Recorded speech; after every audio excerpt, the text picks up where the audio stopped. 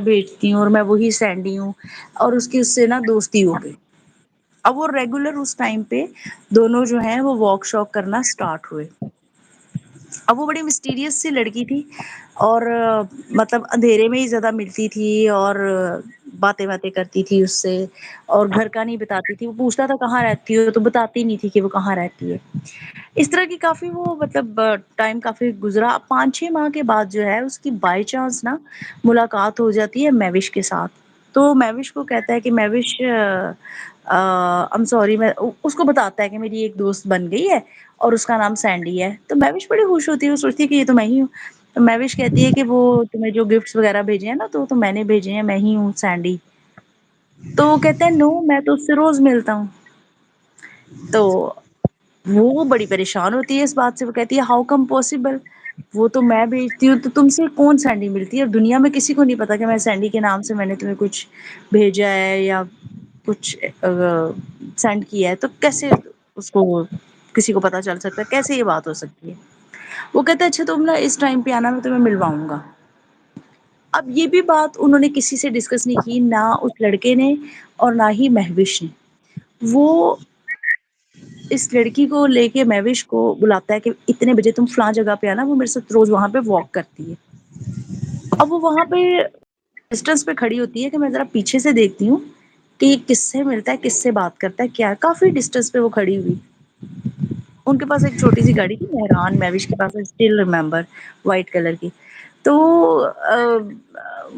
وہاں پہ پیچھے کر کے کھڑی کرتی ہے، تو وہ دیکھتی ہے کہ وہ لڑکا گیا ہے اور ایک درخت کے پاس سے ایسے گزرتا ہے۔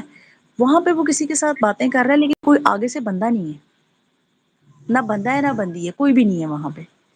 اچھا وہ چلتی ہوئی اب آگے آتی ہے، تو وہ اس سے کہتی ہے کہ تم کس سے بات کر رہے ہو؟ تو وہ کہتا ہے میں سینڈی سے بات کر رہا ہوں۔ تو اتنے وہ کہتا ہے اچھا سینڈی تم کہاں جا رہی ہو؟ وہ بھاگ گئی بقول اس لڑکے کے۔ اس کے بعد وہ لڑکا کہتا ہے مجھے سینڈی کبھی نہیں ملی۔ اب یہ ہلوسینیشن بھی ہو سکتا ہے، وہ کہتی ہے اس کا، کہ maybe he was imagining, اور اس نے اس کو گفٹس مل رہے تھے کہ وہ تو دوستی اس کی ہو گئی اس سے، maybe it could be کہ وہ اس طرح سے ہو سکتا ہے۔ لیکن وہ لڑکا اس کے بعد سے کبھی نارمل نہیں ہوا، اس کو اس کے بعد سے چیزیں دکھائی نہ دیتی رہی ہیں۔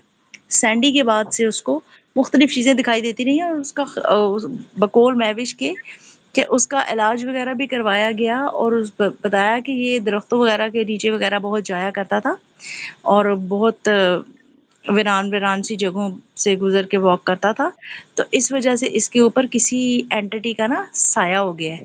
تو وہ کہتی کہ اس کے ہاتھ پاؤں بھی مڑنا شروع ہو گئے، اور وہ کافی نا بیمار رہا، اور وہ بہت صحت مند اور ہینڈسم لڑکا تھا۔ اس کے بعد اس کی صحت بھی ختم ہو گئی، اور بقول اس کے کہ وہ اس کے بعد کبھی نارمل نہیں ہوا، اس کی شادی بھی نہیں ہوئی، جبکہ مہوش کی شادی ہو چکی ہے۔ تو یہ مجھے کافی انٹرسٹنگ سٹوری لگی تھی۔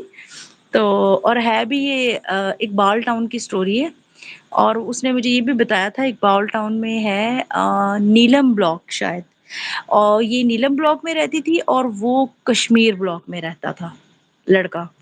تو وہ یہ سٹوری تھی جو انٹرسٹنگ تھی۔ اچھا جی، پرسنل انویسٹیگیٹر کہتے ہیں وہ حمزاد بھی ہو سکتا ہے جو لڑکی تھی۔ حمزاد کس کا ہوگا؟ کوئی لڑکی وہاں پہ ہے جو حمزاد ہوگی؟ وہ جن ہوگی نا کوئی آپ حمزاد۔ نے ایک بات کہ یہ ہیلوسینیشن نہیں ہے، یہ بات ہاں تقریباً آپ کی یہ کہ اب یہ کوئی جو ہوتی ہے نا بری چیزیں جو ہوتی ہیں اس طریقے سے ساتھ لگ جاتی، تو وہ چیز ساتھ لگ گئی تھی۔ تو اس نے، کیونکہ آپ نے بتایا کہ ہاں آگے جا کے اس کا حال یہ ہو گیا جو آپ کے پاس میل آئی ہے کہ اس کے ہاتھ پاؤں مڑ گئے، یہ چیز ہو گئی، تو اب وہ چیز پہ تقریباً پوری حاوی ہو چکی تھی۔ ہاں۔